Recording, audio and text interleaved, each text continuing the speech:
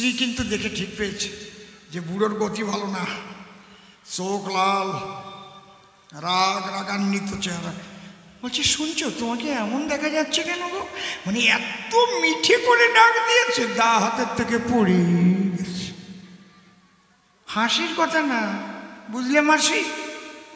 স্বামীর যত রাগ হোক, যদি আপনি একটু মিষ্টি করে কথা বলেন না, তুমি এরকম করছো কেন গো, তুমি তো এরকম না কখনো, দেখবেন রাগটা চলে যাবে।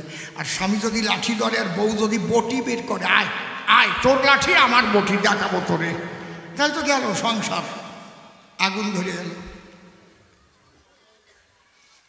এখন বুড়ি বলছে, বলো তো তুমি রাগ করেছো কেন? বলে দেখো আমার প্রচুর বল ছিল, আজকে দুটো বাঁশ কেটেছি, বাঁশ বের করতে পারলাম না, আগে আমার প্রচুর বল ছিল, কোথায় গেল? বুড়ি ঠিক পেয়েছে, বলে বল আমি রেখে দিয়েছি যত্ন করে, তুমি এত চিন্তা করছো কেন? হ্যাঁ, তুমি গেছো কেন? তুমি কেন গেছো? আমাকে বললেই তো বল পাঠিয়ে দিতাম। বলে তুমি বল রেখে দিয়েছো কোথায়? সে কথা পরে, আগে খাওয়া দাওয়া করে শুয়ে পড়ো খাটের পরে। বুড়ো খাওয়া দাওয়া করে খাটের পরে শুয়ে ভাবছে বল কোথায়, থুয়ে আমাকে বলছে বল আছে। বুড়ো আস্তে আস্তে ঘুমিয়ে গেছে। ওনার 5টা ছেলে একদম ভীমের মতো চেহারা, কাজকর্ম করে তারা বাড়ি ফিরে এসছে। মা বলছে শোন, তোর বাবা ওই বাঁশ ঝাড়ে দুটো বাঁশ কেটে রেখে আসছে, আগে টেনে নিয়ে আয়। তোর বাবা আনতে পারেনি বলে খুব রাগ হয়েছে জেলে। 5টা ছেলে, দুটো বাঁশ আনতে 5টা ছেলে লাগে নাকি?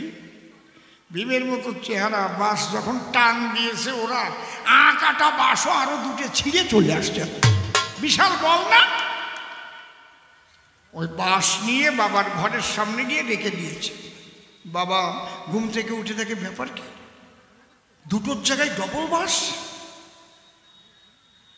ডাক দিয়ে বলে স্ত্রীর পাশ, কি ব্যাপার, এই বাঁশ কোথা থেকে এলো ডবল?